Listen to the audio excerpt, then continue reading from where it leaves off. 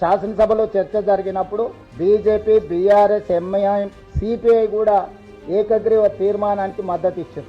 రాష్ట్ర బీజేపీ శాసనసభ్యులు ఒక పక్కన మద్దతు ఇస్తుంటే, కేంద్ర బీజేపీ తాత్సారం చేస్తుంటే, నూతనంగా నియామకం ద్వారా తెలంగాణ రాష్ట్ర అధ్యక్షుడిగా మారిన రామచంద్రరావు గారు మీరు ఎలా చేస్తారు, మీరు హామీ ఇచ్చుకుంటే మీరే చేసుకోండి, లేకపోతే ముస్లింలను రిజర్వేషన్ల నుంచి తొలగించండి అని చెప్పి వితండవాదం చేస్తున్నారు. ఇవాళ బీజేపీకి ఒక రాజ్యాంగం, కాంగ్రెస్ పార్టీకి ఇంకొక రాజ్యాంగం లేదు. డాక్టర్ బాబాసాహెబ్ అంబేద్కర్ గారు ఇచ్చిన రాజ్యాంగం దేశ ప్రజలందరికీ ఒక్కటే.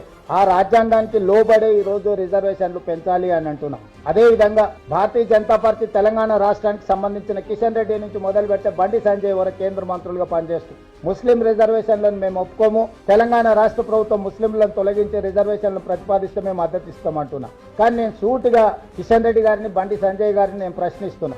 నరేంద్ర మోడీ గారు జన్మించిన రాష్ట్రం గుజరాత్. భారతీయ జనతా పార్టీకి మూలాలలో ఉన్న సిద్ధాంతకర్తలైన ఆర్ఎస్ఎస్ కేంద్ర కార్యాలయం మహారాష్ట్రలో ఉంది. ఈరోజు గుజరాత్లో, ఉత్తరప్రదేశ్లో, మహారాష్ట్రలో 40-50 సంవత్సరాల నుంచి ముస్లిం రిజర్వేషన్లు అమలు జరుగుతున్నాయి. నిజంగానే మీరు ముస్లిం రిజర్వేషన్లను తొలగించాలి అని అంటే, తొలగించే ధైర్యం, చిత్తశుద్ధి మీకుంటే గుజరాత్, నరేంద్ర మోడీ పుట్టిన రాష్ట్రంలో ముస్లిం రిజర్వేషన్లు తొలగించండి. వితండవాదం చేయడం ద్వారా వాళ్ళు సాధించేది ఏం లేదు. ఒక భావోద్వేగాలను రెచ్చగొట్టి రాజకీయ ప్రయోజనం పొందాలని ఈరోజు భారతీయ జనతా పార్టీ చేయదలుచుకుంటే ప్రజలు తెలంగాణ రాష్ట్రం నుంచి పూర్తిగా తూర్చిపెట్టేస్తారు బీజేపీ పార్టీని.